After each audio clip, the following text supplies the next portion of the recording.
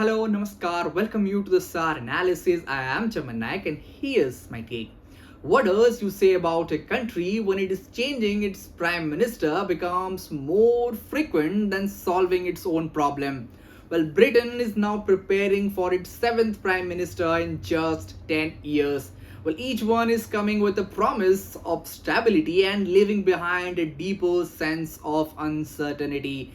This is no longer just a British political story, it's a warning signal for the democracy across West.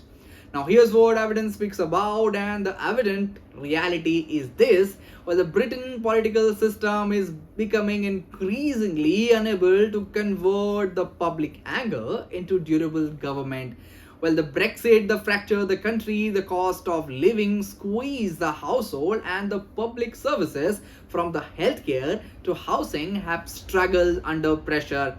Every new government has discovered the same hard truth: winning an election is easier than repairing a state. And Britain is not merely changing leaders, it is cycling through a political answer faster than it can test them. Now the question arises why this matters: because Britain remains a nuclear power and it's a permanent member of UN Security Council. It is also a central NATO actor and one of the most important financial centers on earth. So when the London becomes politically unstable, the consequences almost travel everywhere. For Washington, it raises question about reliability of one of America's closest strategic partner. For Europe, it complicates the search of unity at a time of war, and for market, it revives the old concern. Can Britain maintain the fiscal credibility while also funding the public services, defense, and economic renewal?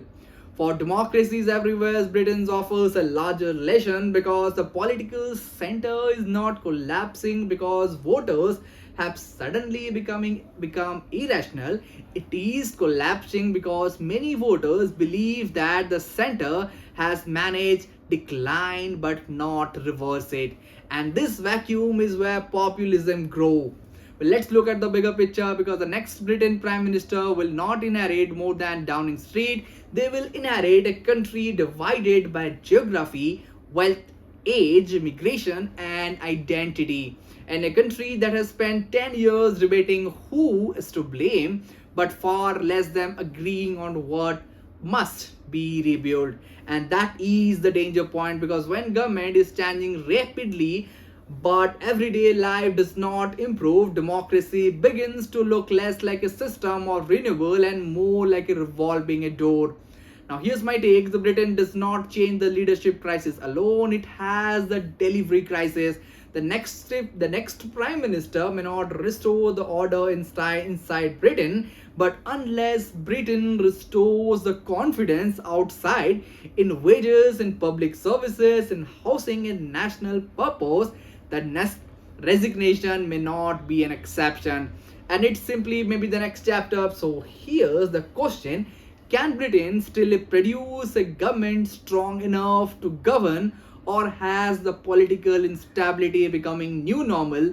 Let me know in the comment section. That's all from today's analysis. I will be back with another episode. Till then, thank you for watching this.